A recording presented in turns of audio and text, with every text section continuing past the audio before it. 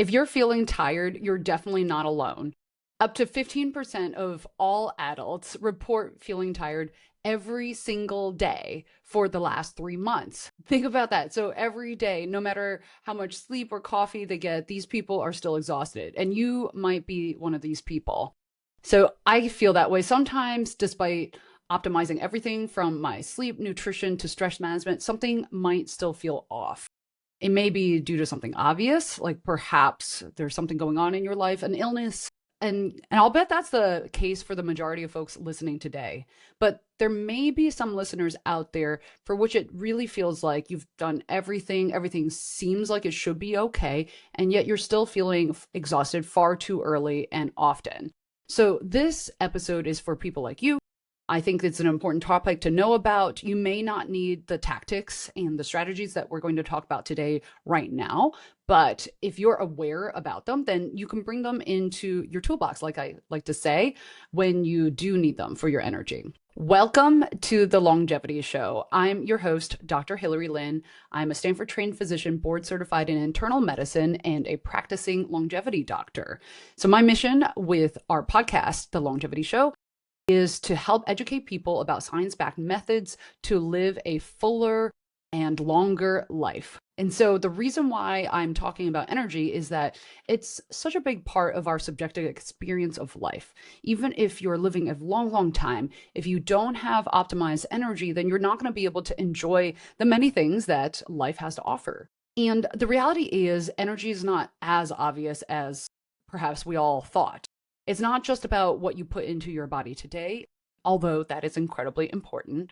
It's about what's happening at a cellular level, how your body is managing stress and how it heals, and whether your systems are all functioning in balance. So in part one of this energy series, we explored the foundational habits. We talked about diet and how keeping your blood sugar steady with the right macronutrient balance can help prevent energy crashes. We also touched on time-restricted eating, a form of intermittent fasting, which is eating within a shorter window to align with your body's natural circadian rhythm and boost metabolic efficiency. I explained how optimizing your sleep and recovery is crucial, as that's when your body and brain recharge. We also dove into slightly more advanced topics such as NAD+ precursors like NMN and NR, which are pivotal for mitochondrial function, your cell's powerhouses, along with other mitochondrial boosters like CoQ10 and urolithin A. Sneak peek into a future advanced episode that I'll be doing is that you can overdo it with some of these supplements. So as with everything, remember that it's about balance. It's about an optimal level for your particular situation and body. And oftentimes it means that you don't want to be taking certain interventions, supplements all the time. You may need breaks. So we'll dive into that in a separate episode because it's a really complicated, important, and somewhat more advanced topic. But I think it's really important for everyday people, even if you are not a doctor, not a scientist yourself, to understand that things you're buying and consuming affect your body in a very real way. So part one was really essential to lay the groundwork for sustained energy, but I'm going into even more advanced topics today because I think that these are topics that affect all of us. Some of us are doing just fine. Our body is in homeostasis and we're operating really swimmingly. But some others of us, we may need help and intervention with a medical professional to tune things up, essentially. So today we're taking energy to the next level, focusing on interventions that go deeper than the basics or even the beginning of the advanced topics. So these are the next frontier of energy optimization strategies that target the root causes of cellular aging and fatigue. Your energy levels could improve not just by changing your lifestyle, but by clearing out the damaged cells that are slowing you down. Today's topics cover peptides, hormonal support, and senolytics. As a brief overview, before I dive into each of these in great detail, peptides can send targeted signals to your body to repair tissue, to boost growth hormone, and to speed up recovery. Hormonal support dives into this. Obviously, these are overlapping topics, but as a separate conversation, we'll also be talking about other types of hormonal support that address imbalances. They tend to creep in more and more as we age. particularly with thyroid, cortisol, and key hormones like testosterone, estrogen, progesterone, DHEA. These are the unsung heroes behind metabolism and vitality. So important in longevity and health. Senolytics are an emerging class of compounds designed to clear out quote unquote zombie cells. So those senescent cells are the old dysfunctional cells that hang around and cause inflammation. I've described it as like the employee that should be retired, but they are still hanging around the office complaining about everything, but not working very hard. So they slow everything down, they clog up the works and cause more trouble than they're worth. If you're still feeling sluggish despite optimizing the basics, these advanced topics are perhaps key to unlocking these new levels of energy. By the end of today's episode, you'll have new tools in your energy boosting toolkit. So these advanced strategies go beyond the basics, dive into the deeper mechanisms driving your fatigue. First, let's dive into peptides.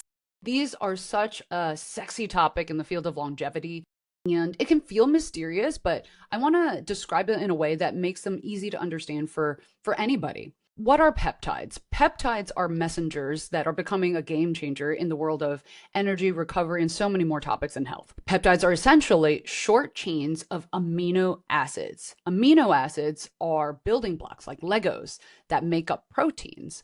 But you can think of proteins as these large complex structures made up of hundreds or thousands of amino acids, the building blocks. Whereas peptides are much smaller, typically just about 2 to 50 amino acids. This difference in size is actually really important because smaller peptides are absorbed more easily by the body and can act faster. So it doesn't need to be broken down or digested in the usual way like big proteins are typically. So you could think of it as if proteins are these massive, complicated, important machines with many moving parts, performing several functions at once. Peptides are more like specialized tools. They're smaller, simpler, and designed to perform one specific task with precision. Because they are more focused in their function, peptides can target specific processes in the body, making them incredibly efficient in helping with everything from muscle repair to hormone regulation. You actually probably have heard of some of these peptides, even if you don't realize them. So, for example, collagen peptides. Collagen peptides are such a popular supplement. And really what they are, they're broken down fragments of larger collagen proteins, which are critical for skin elasticity, joint health, and overall tissue repair. Collagen peptides are often used in supplements because they're theorized to be much easier for the body to absorb than the full protein, and they help, theoretically, improve skin hydration, reduce the appearance of wrinkles, and even potentially might support joint function. So you can think of them as the building blocks your body uses to maintain its structural integrity as you age. I've mentioned how much I love bone broth so much, and part of it is because they've got a bit of collagen in it. If you've ever made your own bone broth at home and then you put it in the refrigerator, you might notice that it coagulates. It becomes this sort of solidified substance. And that's not fat. Some people are like, oh, is this like a bunch of fat that's solidifying? No, fat looks a little bit different. If you're a cook, you might know the difference quite easily. It's a bit more opaque. It looks like almost like candle wax. But the collagen is this jelly-like substance, and when you put it in the microwave, it melts right back down, or it seems to melt, that is. It just mixes with the liquids a little bit more, so then you can go ahead and drink that as a bone broth, for example. Also, if you've heard me on this podcast before, you know that I'm a big fan of creatine peptides. And you may have also heard about creatine from fitness enthusiasts talking about muscle growth. So we've discussed also on this show the benefits of creatine for brain health. Creatine helps boost strength and muscle mass by fueling energy production in your muscles, especially during high-intensity exercise. And also, it fuels the brain when it's performing high-stress tasks. So I've mentioned, like, if you're going through a stressful period, like you're traveling from one time zone to a very different one, and you're going to be dealing with jet lag, or perhaps you're sleep deprived because you've been working the night shift and you need to switch back, or you're just woken up by your kids or pets quite often.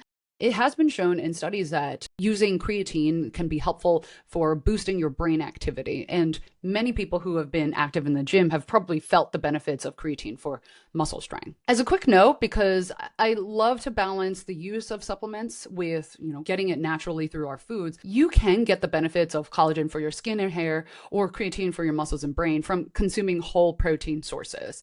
If you're healthy, your body will break down the protein appropriately, and it may end up being a bit cheaper than downing a bunch of collagen. Creatine tends to be a little bit cheaper because you can just use any creatine monohydrate supplement. I'm just saying this because there's many different ways to get the peptides that your body needs. The supplement form is a little bit more targeted, and people always love to buy targeted interventions that I've found. But if you're somebody who's more pro whole food diet to promote your health, you can certainly get it. Just make sure you're getting an adequate amount of protein. If you are vegan or plant-based, it can be a little bit harder, but not impossible for you to get tons of plant-based proteins through either supplementation or just eating a lot of the whole plant foods that are very protein rich. Finally, in the examples of peptides that you've probably heard of, GLP-1 agonists. So these are like Ozempic, Mounjaro, Zepbound. These are the drugs that we've all been hearing about that help us lose weight and manage our blood sugar levels so much. So many people listening have probably tried one of these compounds or one of these peptides, or know somebody who has. It is so incredibly popular that I doubt that most people haven't heard of these drugs right now. But these are peptides. These are peptide-based drugs that mimic naturally occurring hormones in the body. GLP-1 agonist, so it refers to, the glucagon-like peptide-1 agonist. So what that just means is that it's copying the actions of the natural GLP-1 that occurs in the body, that's produced in the body. It's just highly concentrated and much higher levels than your body could ever reasonably produce on its own, which is why it helps really cut appetite. It regulates up blood sugar levels, and why drugs like semaglutide and Ozempic and Wegovy have become so popular for sugar control and promoting healthy weight loss. These synthetic peptides send specific signals to your body cells and help regulate metabolism and energy balance more efficiently. So at their core, peptides are signaling molecules. They're like text messages that your body is sending to tell its cells what to do. And when you take certain peptides as medication or supplements, you're essentially sending a message to specific cells in your body and instructing them to perform tasks like repairing damaged tissue, increasing hormone production, or reducing inflammation.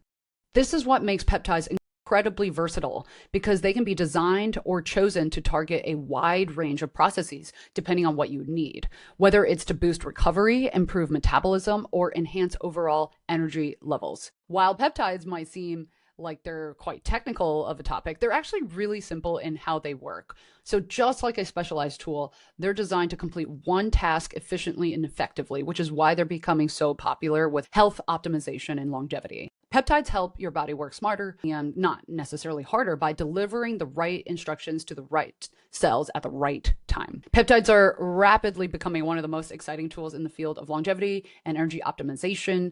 They influence critical functions such as tissue regeneration, hormone balance, inflammation control, and mitochondrial health, all which play a role in how we feel day to day and how well we age. So let's dig into a few specific topics in health and longevity where peptides come in. And I'll give a few examples, even though there's far too many potential peptides out there for me to discuss in today's introductory episode. So I'll probably be covering these in upcoming episodes soon. So just keep an eye out. And as always, subscribe so that you know when I put out these future episodes.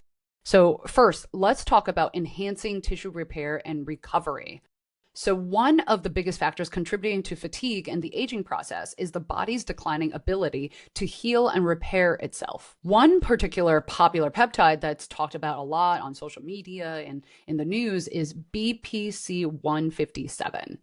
This is a 15 amino acid length peptide supposedly derived from human gastric juice, so your stomach juices. And it's known for its remarkable ability to promote tissue healing and has been shown in preclinical studies, so that's non-human studies, to enhance muscle, tendon, and ligament recovery. This means that whether you're recovering from an intense workout or healing from an injury, BPC 157 could help you bounce back faster. So again, most of the research on BPC 157 comes from animal studies. These studies suggest that it can accelerate healing in the muscle and tendon injuries and promote angiogenesis. That's the formation of new blood vessels, which are crucial for tissue repair.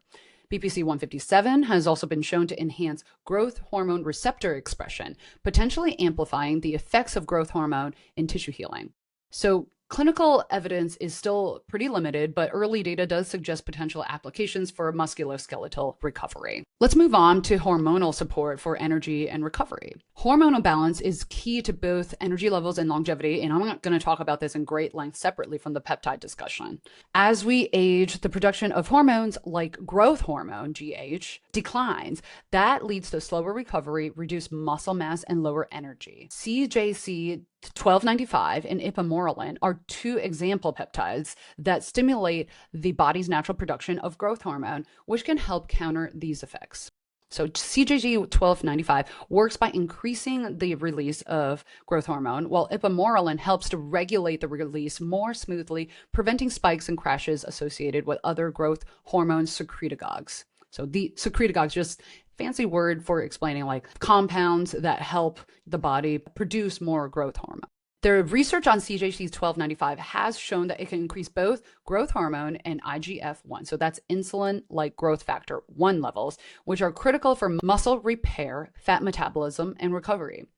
While direct evidence linking these peptides to enhanced mitochondrial function is limited, their role in improving recovery and promoting lean muscle mass indirectly supports higher energy levels. Now let's talk about an interesting topic, which many of you have probably heard of, but just in a different setting. So gut health and nutrient absorption.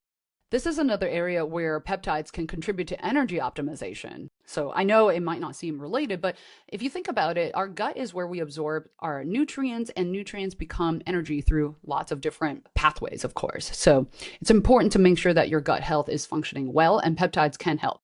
In fact, many of our listeners might be familiar with a pretty common drug that we use in this field. Linzess, or linaclotide, is a peptide used to treat irritable bowel syndrome with constipation, so IBS-C, and chronic constipation in general, even without the IBS. So if you are somebody who is taking Linzess or know somebody who has, this is actually a peptide drug. Like I mentioned, healthy digestion is critical for nutrient absorption, and when your gut is functioning optimally, your body can extract and use the energy from food more efficiently. Linzess works by increasing the intestinal fluid secretion, which helps move food through the digestive system more quickly and relieves constipation. By supporting a healthy gut environment, Linzess can indirectly help maintain consistent energy levels. Let's talk about a topic that we've discussed in length in other episodes: mitochondrial health and cellular energy. When you think about it, we are made up of cells, and in our cells, we have these powerhouses called mitochondria. So it's important for our cells to all be operating efficiently with their energy. And this is why we talk about peptides and other interventions to power up those powerhouses as well. Mitochondria, the powerhouses, and we also generate in these powerhouses ATP. That's the molecule that provides energy for most cellular processes. There are two peptides that I'll talk about today. So MOTS-C, MOTS-C, and humanin, HUMANIN. So these are mitochondrial peptides that have gained attention for their roles in promoting mitochondrial function and energy production. So MOTS-C helps regulate metabolism and increases insulin sensitivity, which can help improve energy efficiency at the cellular level. Humanin, on the other hand, has been shown to protect cells from oxidative stress, so that's like the rusting in our cells, and supports mitochondrial function, which is essential for sustaining energy over time. So studies on these peptides are still in the early stages, but preclinical research, so remember, the preclinical means it's not yet in humans, shows that they can enhance mitochondrial health, potentially delaying age-related declines in energy production. All right, so like I mentioned, there's so many other peptides that show potential for longevity and energy enhancement, like epitalin, which promotes telomere maintenance, to thymosin alpha-1, which supports immune function, but covering them all in depth would require several episodes. So today we just focused on some of the most popular and well-researched peptides that you'll hear about in the news and on social media, but I'll definitely be returning to this topic in a future episode to explore even more of these really powerful molecules.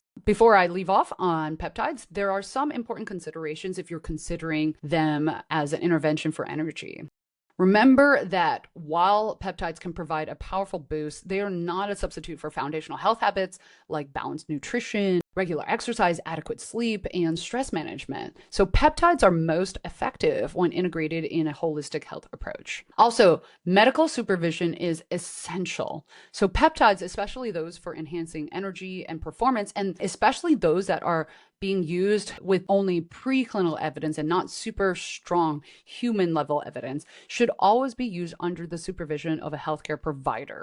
So dosing, safety, and monitoring are critical because peptides can have side effects. Also, if you are an athlete, many peptides are included on the World Anti-Doping Agency, so WADA banned list for professional athletes. So if that's you, it's just essential to check whether the peptide you're considering is legal and safe to use in your sport or region. Peptides hold incredible potential for improving energy levels and promoting longevity by targeting the body's natural healing, hormonal, and metabolic pathways. So while some peptides like BPC 157 and CJC 1295 have demonstrated significant preclinical promise, it's really important to approach their use with caution due to the limited clinical evidence available for humans.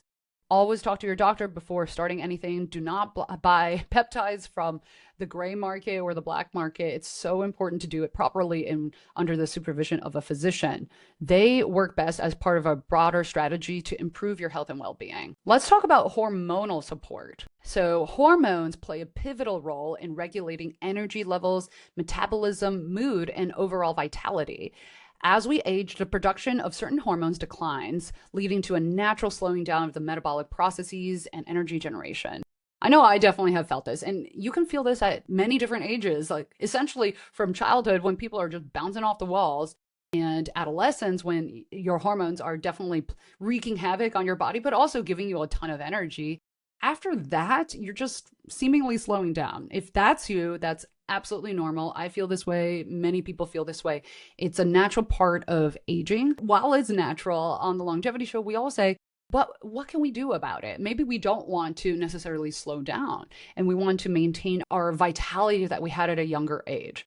Hormones are absolutely pivotal to that discussion because they are the messengers in our body that really govern all of these complex processes that promote our health, promote our energy, promote our metabolism, and promote our mood. Hormonal imbalances, whether they're from aging or chronic stress or trauma or injury, they can really significantly impact how you feel throughout the day.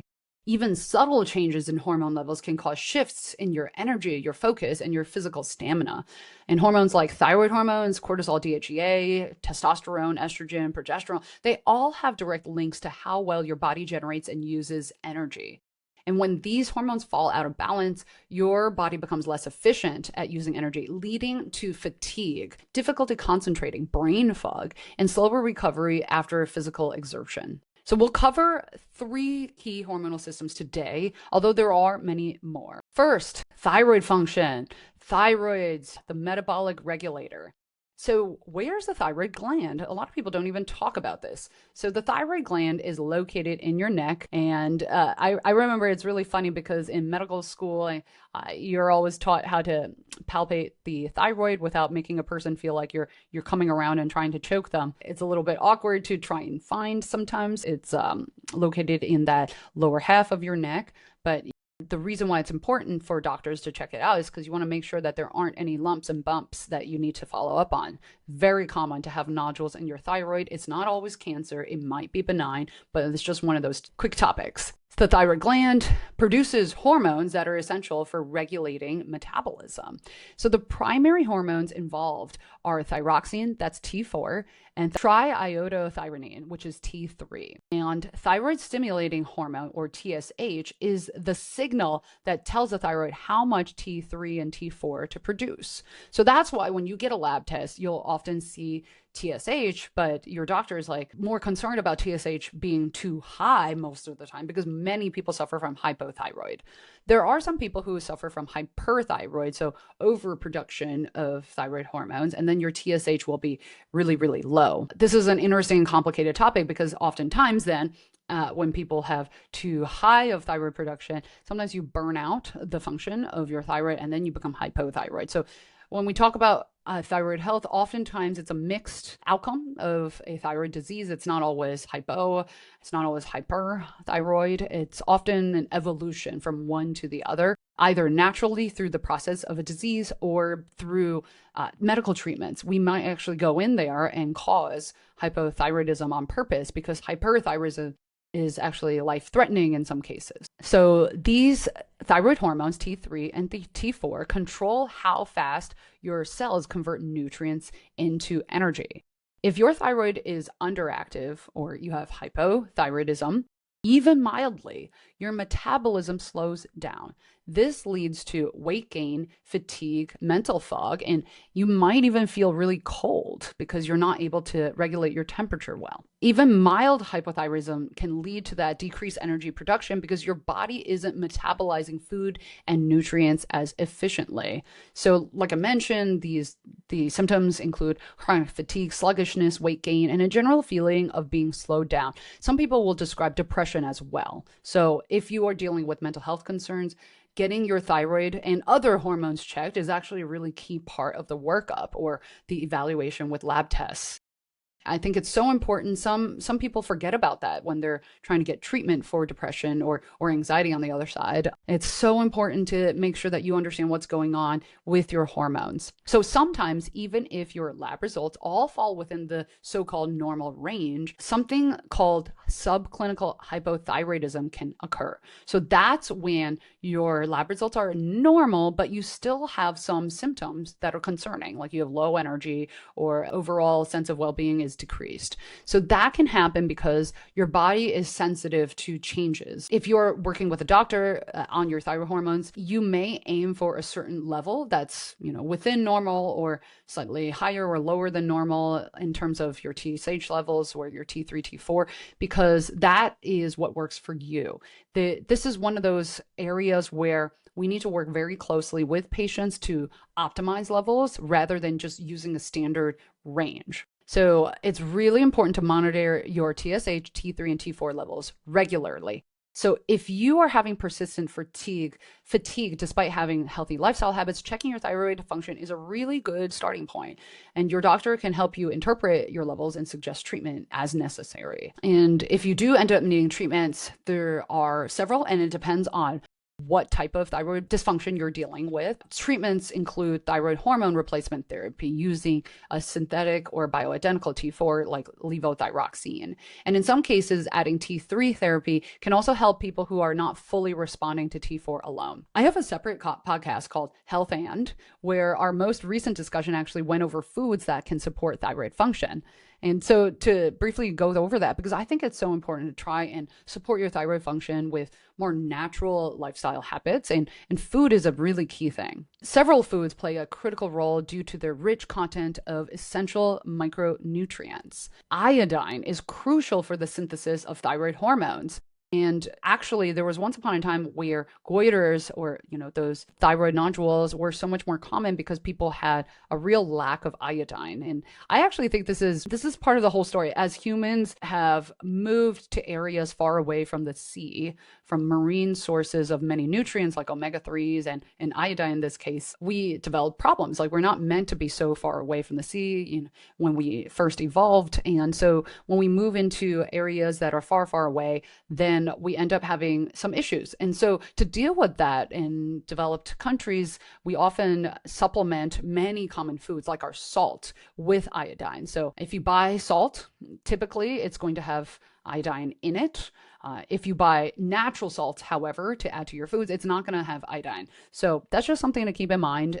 Most of the time, you're probably going to be okay, even if you don't have iodine added to your salts, if you have a pretty well-balanced diet. But if you are somebody who doesn't get a lot of sea-based foods or dairy products and eggs, then you might actually become deficient. So these foods are, like I mentioned, sea-based foods like seaweed in particular. Seaweed is a really rich source of iodine. And also dairy products and eggs are also as well. So if you get plenty of these, then you will actually have better health overall. For example, a large population-based study actually showed that higher seaweed consumption was associated with a lower prevalence of of thyroid cancer, suggesting that iodine actually has a protective role as well for the thyroid. There's also selenium. So selenium is vital for converting T4 into the active form of thyroid, which is T3. You can get selenium from Brazil nuts. Don't overdo it. Brazil nuts are really caloric, and you can overdo it.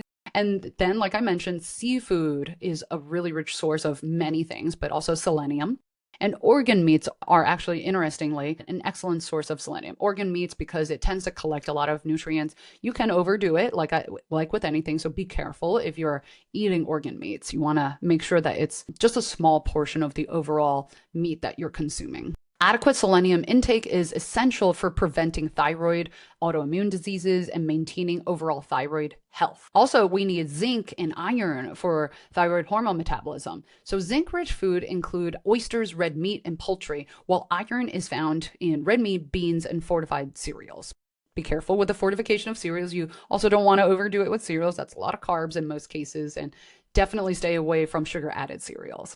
So deficiencies in these minerals can impair thyroid function and lead to hypothyroidism. As a really quick note, specifically for zinc, you can overdo it with supplementation. You only need a small amount. I typically recommend people just get it from their food sources. If you have too much zinc in your supplementation, you can actually block the absorption of other micronutrients. So that's just one that I'm pretty careful about. I typically, don't find a good reason for people to be supplementing zinc when you can get it so easily from food sources. Iron, on the other hand, it really depends on the person. For most people, you don't need additional iron because you are probably going to get enough from your food sources. However, some women, especially if you're menstruating still, you might have a lower level of iron in your body. And some effects of that are anemia. So you can produce fewer red blood cells, and that can lead to fatigue. But also in people who aren't eating meat, it could be harder to get enough iron. And also another interesting effect of low iron is restless legs syndrome. So a lot of people don't make that connection, but if you are suffering from RLS, something you might want to check is your iron levels, and you might be able to reverse the problem simply by just eating more iron-rich foods. If you do supplement with iron, it can be constipating. So that's just a note. As with everything, there's always a pro and a con. Iron supplementation orally can lead to constipation, and it could turn your stool darker colors, and that concerns some people. Although if you just know about it, then that should be just fine. Some people, if you really, really need extra iron, it will get it through at a doctor's office to get injected. That can be a good way to get it if you are really severely deprived of iron. Also, vitamin D and vitamin A are also involved with thyroid hormone synthesis and immune function. So fatty fish, again, fortified products like dairy, you'll often see like, oh, this milk has vitamin D, vitamin A, and so forth, as well as liver are excellent sources of these vitamins, and ensuring their adequate intake can help maintain healthy thyroid function. You can also get vitamin D. This is probably one of the most common supplements I recommend just because it's so commonly deficient for people. And unfortunately, most of us don't get adequate sunlight to produce the levels that we need for proper health and longevity function. If you want to sum it all up and you're looking for a more food-based approach towards getting the support for your thyroid, like for many other health outcomes, we commonly recommend the Mediterranean diet because it's rich with fruits, vegetables, whole grains, and healthy fats. It provides a balanced intake of these essential nutrients. So that's if you want to simplify things. But I always emphasize that no matter what cultural background you are, you can find the right compilation of healthy foods to incorporate into your diet. So just review the topics and the specific foods that I mentioned for thyroid health. But if you just want to simplify it, the Mediterranean diet does cover all your bases, and studies do support that it benefits thyroid health by reducing inflammation, supporting optimal thyroid hormone production, and it can be ideal for individuals suffering from thyroid disorders. Quick overview, because I talked a lot about the different nutrients. If you want to promote thyroid health, make sure you're getting iodine from products such as seaweed, dairy, and eggs, selenium from Brazil nuts, seafood.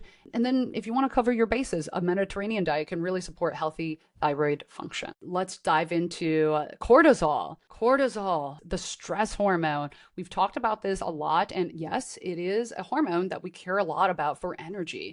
Cortisol is produced by the adrenal glands, and the adrenal glands are these little glands that sit on top of the kidney in your body. And it's not one of those big common organs that we talk about in elementary school, but it is so, so important and incredibly vital when we talk about stress because it's producing the cortisol. Cortisol is released in response to physical or emotional stress. So cortisol regulates your body's response to stress, influences metabolism, and even supports your sleep-wake cycle. I've talked about this before, but if you are somebody who suffers from early morning awakening, so a few hours before you want to be awake, like you feel like you aren't getting quite enough sleep, it may be because of elevated levels of cortisol. And also, we've talked about this in other episodes, but when you're dealing with chronic stress from, for example, emotional stress chronically, or from something like an autoimmune disease, you can get cortisol dysregulation. So that's either too much or sometimes too little. And that can leave you feeling burned out, anxious, or overly fatigued. So let's talk about high cholesterol. When cortisol levels are chronically elevated due to prolonged stress, it can actually lead to adrenal fatigue. So that's characterized by energy crashes, poor sleep, and weight gain, especially around that middle area of your body, that belly area, visceral fat. It's the unhealthy fat that's really bad for your health and longevity. And you may also have difficulty recovering from physical activity. High cortisol levels over time can also disrupt other hormonal systems because everything is tied together in the body. So it can worsen your fatigue and mood swings. So on the other hand, if you have low cortisol, as seen with the prolonged stress states, you can have extreme fatigue and poor recovery from illness or physical exertion and difficulty handling stress. I'm going to make a quick note about adaptogens because oftentimes they come into the conversation with supporting your cortisol, your healthy adrenal glands, and cortisol levels. So what are adaptogens? Adaptogens are just a fun word describing natural compounds known for their ability to help the body in some way. In this case, we're going to talk about adaptogens that help the body in terms of adapting to stress and regulate the balance of key hormones, including cortisol. So among the most well-researched adaptogens for cortisol regulations are ashwagandha, rhodiola, and some other plant-based extracts. So let's dive into first ashwagandha. Ashwagandha is one of the most notable adaptogens for managing cortisol levels. A systematic review last year did show that ashwagandha supplementation consistently reduces cortisol secretion in stressed individuals. So importantly, this reduction seems to occur without major adverse effects, making ashwagandha a safe and effective option for long-term use in stress management. So the trials included in the review demonstrate that ashwagandha not only decreases cortisol, but also enhances overall resilience to stress. Rhodiola rosea is another well-researched adaptogen that modulates the hypothalamic pituitary adrenal, or the HPA axis. So this is the axis that controls cortisol production.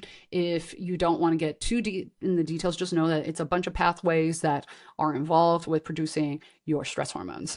Studies show that rhodiola reduces cortisol levels and enhances the body's ability to cope with stress, particularly during prolonged mental or physical exertion. One study highlighted its role in improving mental performance and reducing fatigue in highly stressed individuals by balancing cortisol levels. So let's talk about a couple of others, which are somewhat less well publicized, but have also been shown to be helpful in studies. So we've got Eleutherococcus senticosus. So that's Siberian ginseng, which is so much less of a mouthful. And we also have Schisandra chinensis. So both Siberian ginseng and Schisandra are well recognized for their adaptogenic properties. So that includes improving the body's resistance to stress and normalizing cortisol secretion. So these plants have long been used in traditional medicine, and research has shown that they do enhance stress resilience and they help maintain cortisol homeostasis, particularly in times of physical and emotional stress. So moving on to supplements that are not as natural or not from herbs. We've got something called Cortisol, which is a formulated supplement specifically designed to reduce cortisol levels during periods of physical stress.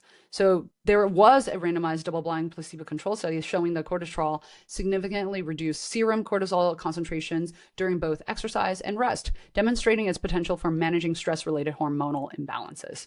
I'm just going to mention that, sometimes you do want elevated levels of cortisol. So it's not beneficial to just lower your cortisol levels all the time.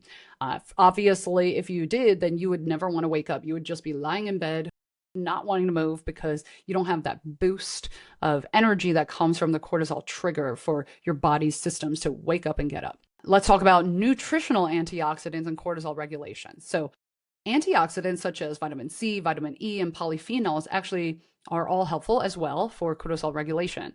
They play a critical role in mitigating oxidative stress associated with adrenal hormone imbalances, including cortisol dysregulation. So, nutritional interventions that include antioxidants can help reduce oxidative stress, which is often heightened during chronic stress and cortisol imbalances, supporting overall adrenal health and energy regulation. So in summary, when it comes to regulating cortisol levels and managing stress, a combination of these well-researched adaptogens and nutritional interventions can be highly effective. Ashwagandha, rhodiola rosea, Siberian ginseng, schisandra, and cortisol all have pretty strong clinical backing for their ability to modulate cortisol and enhance stress resilience.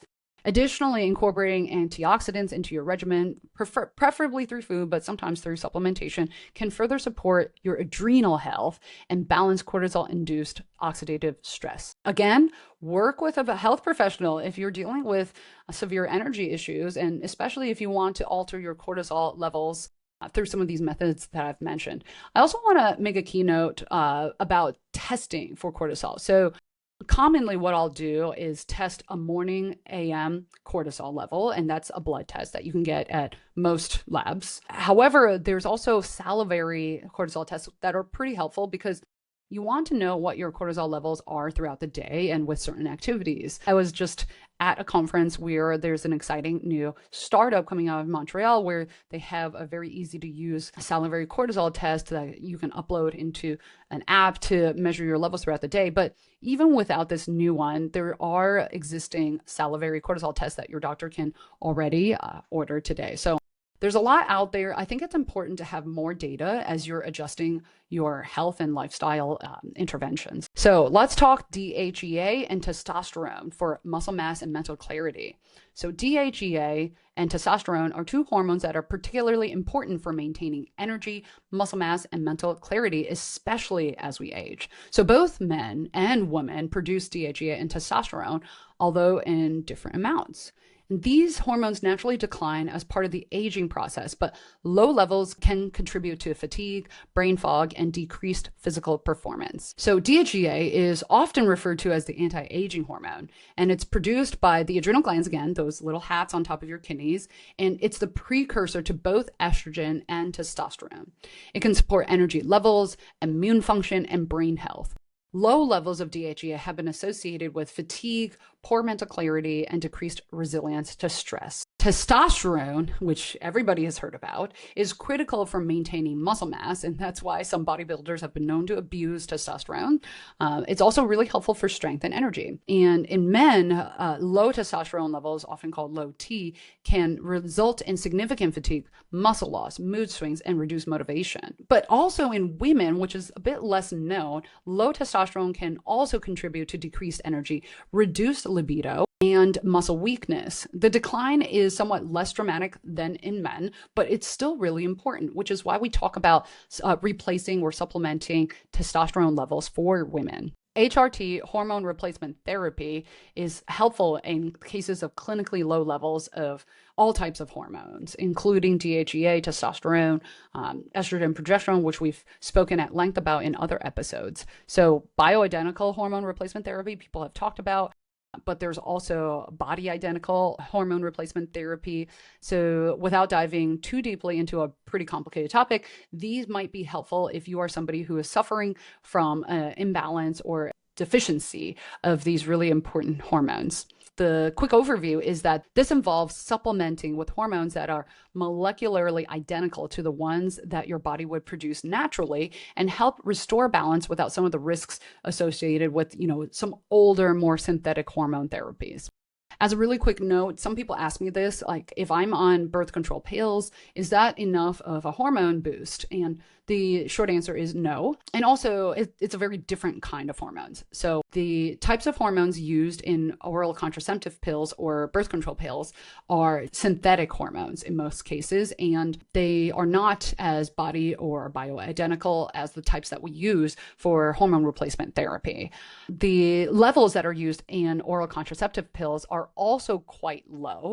And so they're not going to be enough to really significantly boost one's energy levels or help promote some of the other benefits that we see with HRT. However, as people know, when you're on birth control pills, it certainly regulates your body enough that you have the ability to control your menstrual cycles, and a lot of people have mood impacts. So that's just like a good example to show that even subtle differences in our hormone levels, as the tiny amounts that you get in a birth control pill, will impact your body in such a significant way. So it's really important to test your hormone levels, talk to a doctor, and adjust it accordingly. You want to work with somebody who's really familiar with these types of treatments and hormone replacement therapies, because I'll just tell you, the vast majority of doctors are not trained in this field and may actually have incorrect or outdated ideas about hormone replacement therapy. Again, like I've mentioned before, some hormone therapies are banned for athletes, so you just want to be careful if you are